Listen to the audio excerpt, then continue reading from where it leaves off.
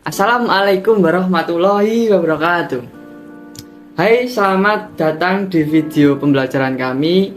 Kami di sini dari kelompok 1 yang beranggotakan 4, yaitu Afif Adam, Dimas, Ibnu, Vicky. Materi pertama adalah integral. Integral adalah operasi matematika yang merupakan kebalikan dari turunan. Integral dapat digunakan untuk menghitung luas area di bawah kurva fungsi. Volume benda yang diperoleh dengan memutar kurva dan panjang busur kurva. Integral juga memiliki banyak aplikasi dalam bidang fisika, teknik, dan ekonomi. Integral tak tentu adalah integral yang tidak memiliki batas integrasinya. Integral tak tentu menghasilkan sebuah fungsi yang disebut anti turunan. Integral tak tentu dilambangkan dengan integral fungsi dari X. Hasil dari integral tak tentu adalah sebuah fungsi fx yang disebut anti turunan dari fx. Anti turunan dari fx adalah fungsi yang turunannya sama dengan fx. Konstanta arbiter yang muncul dalam integral tak tentu. Integral tak tentu memiliki beberapa sifat yang penting, yaitu sifat linearitas, sifat pergeseran, dan sifat perkalian skalar. Sifat-sifat ini dapat digunakan untuk menyederhanakan integral tak tentu. Metode integral tak tentu. Metode langsung. Integral langsung adalah metode integral tak tentu yang paling dasar. Dalam metode ini, integral dihitung dengan menggunakan rumus integral yang telah dipelajari sebelumnya. Metode bagian. Integral perbagian adalah metode integral tak tentu yang digunakan untuk mengintegrasikan hasil dari dua fungsi. Integral dengan substitusi. Integral dengan substitusi adalah metode integral tak tentu yang digunakan untuk mengintegrasikan fungsi yang mengandung komposisi fungsi. Notasi sigma. Pengertian notasi sigma adalah bentuk penulisan untuk meringkas penjumlahan suku-suku di dalam suatu deret.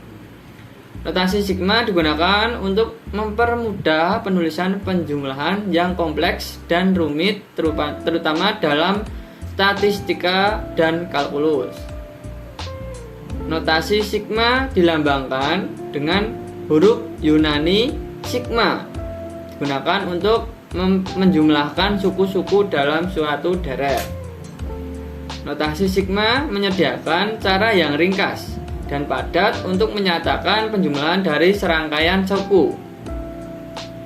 Ini menghilangkan kebutuhan untuk menuliskan setiap suku secara individual, terutama ketika berurusan dengan barisan panjang.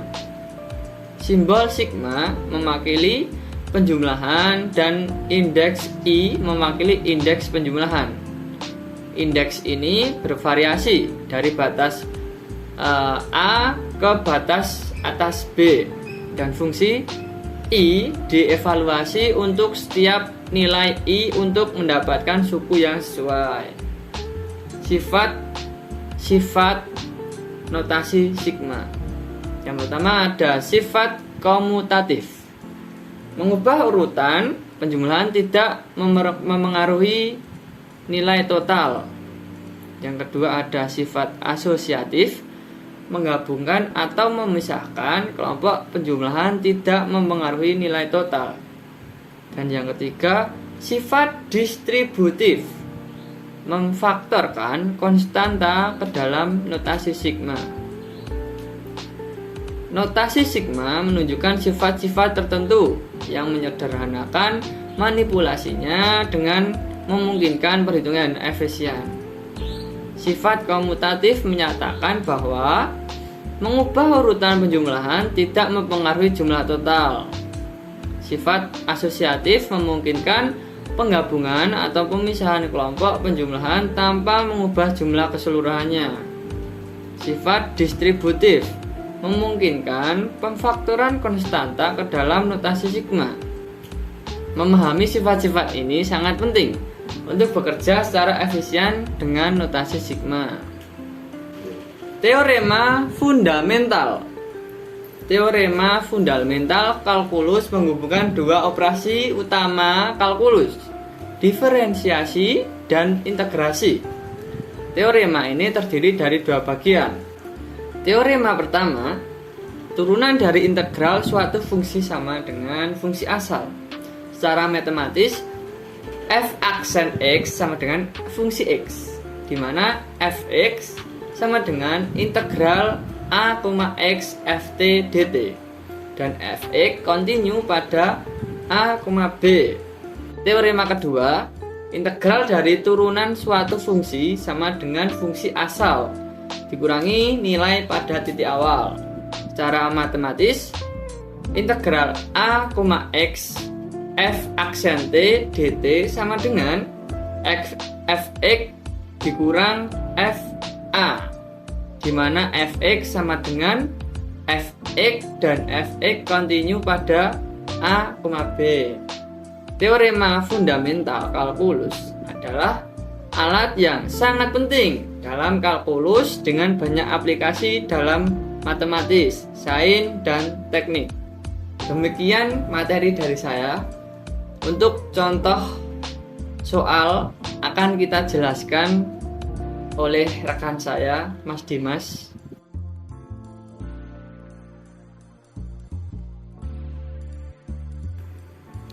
Untuk contoh soalnya kita memiliki dua contoh soal, yaitu salah satunya integral tak tentu dan yang satunya integral tertentu.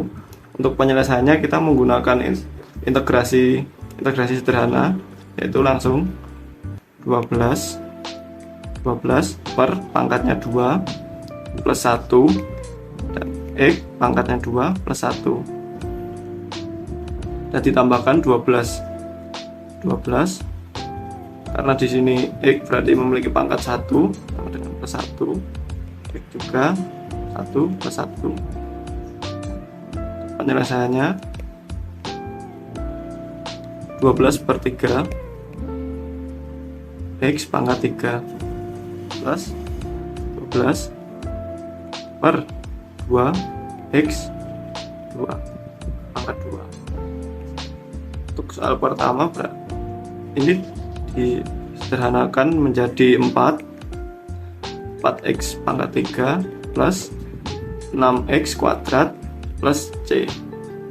Untuk soal yang pertama, hasil dari integral 12x kuadrat plus 12x dx sama dengan 4x pangkat 3 plus 6x kuadrat plus c.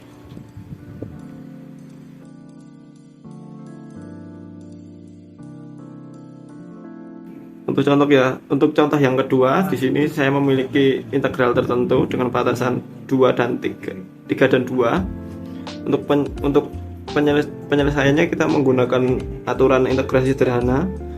Kita dapat sederhanakan dulu dari akar 36, yaitu 6x kuadrat tambah 16x dx. Jika menggunakan aturan integrasi sederhana, maka akan menjadi 6 per 2 plus 1 x pangkat 2 plus 1 plus 16 per 1 plus 1 x 1 plus 1 plus c. Untuk hasilnya maka akan menjadi 2 kali x pangkat 3 plus 8x pangkat 2 plus c. Karena di sini integralnya tertentu, kita cari batasannya. Berarti 2 dikalikan 3 pangkat 3 plus 8 dikalikan 3 pangkat 2 plus c. dan kita cari juga batasan bawahnya, yaitu 2 kalikan 2 pangkat 3 plus 8 kalikan 2 pangkat 2 plus C. Jika kita selesaikan maka akan menjadi 2 dikalikan 2 7 plus 8 dikalikan 9, dan yang bawah 2 dikalikan 8 plus 8 dikalikan 4. Untuk hasilnya akan menjadi 54 ditambahkan 72, dan yang bawah 16 ditambahkan 32. Maka untuk hasilnya akan menjadi 126, dan yang bawah 48. Kita cari hasilnya, maka akan menjadi 6 dikurangi 8 16, sisa 11, maka akan menjadi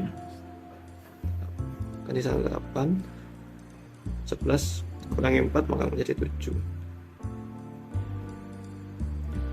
Maka integral tertentu dari integral 32 akar 36 x kuadrat plus 16x dx sama dengan 78 plus c.